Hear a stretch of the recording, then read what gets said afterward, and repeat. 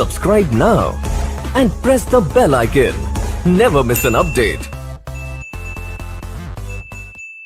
नमस्कार दोस्तों, स्वागत है आपका राष्ट्रीय ब्रांड यूट्यूब चैनल में।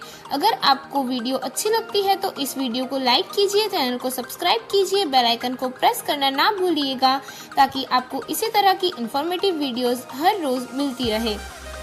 दोस्तों, इस वीडियो को ज़्यादा से ज़्यादा अपने फ्रेंड्स एंड फैमिली के साथ शेयर कीजिएगा और अपने अपने ओपिनियन हमें कमेंट बॉक्स में बताना न भूलिएगा। दोस्तों, राष्ट्रीय ब्रांड के व्हाट्सएप और टेलीग्राम ग्रुप आप सभी के लिए अवेलेबल है। सो आप इस चैनल के अबाउट में जाकर फॉर्म फिल कर जुड़ सकते हैं हमारे व्हाट्सएप और टेलीग्राम ग्रुप में। फीमेल्स के लिए अलग से व्हाट्सएप ग्रुप अवेलेबल है, सो वो भी फॉर्म फिल कर हमारे व्हाट्सएप ग्रुप का हिस्सा बन सकती है।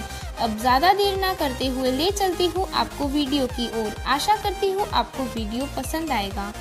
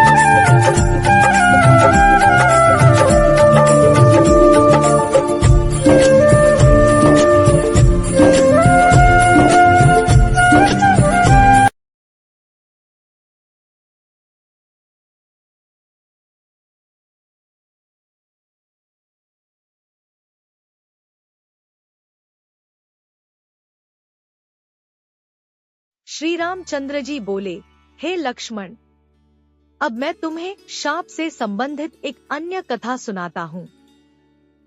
हमारे ही पूर्वजों में निमि नामक एक प्रतापी राजा थे। वे महात्मा इक्ष्वाकु के 12वें पुत्र थे। उन्होंने वैजयंत नामक एक नगर बसाया था। इस नगर को बसाकर उन्होंने एक भारी यज्ञ का अनुष्ठान किया।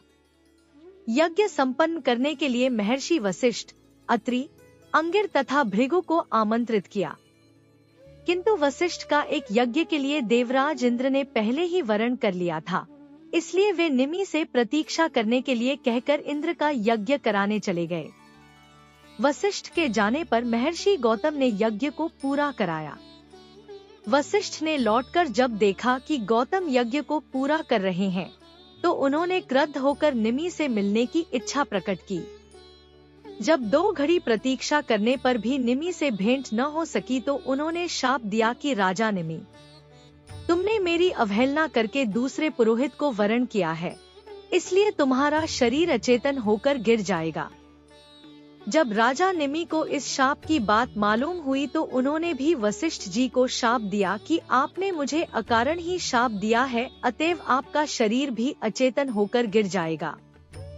इस प्रकार शापों के कारण दोनों ही विदेह हो गए। यह सुनकर लक्ष्मण बोले, रघुकुल भूषण, फिर इन दोनों को नया शरीर कैसे मिला? लक्ष्मण का प्रश्न सुनकर राघव बोले, पहले तो वे दोनों वायु रूप हो गए। वशिष्ठ ने ब्रह्मा जी से देह दिलाने की प्रार्थना की तो उन्होंने कहा कि तुम मित्र और वरुण के छोड़े हुए वीर्य में प्रविष्ट हो जाओ, इससे तुम अयोनिज रूप से उत्पन्न होकर मेरे पुत्र बन जाओगे। इस प्रकार वशिष्ठ फिर से शरीर धारण करके प्रजापति बने। अब राजा निमि का वृत्तांत सुनो। राजा निमि का शरीर नष्ट हो जाने पर ऋषियों ने स्वयं ही यज्ञ को पूरा किया और राजा को तेल के कड़ा आदि में सुरक्षित रखा।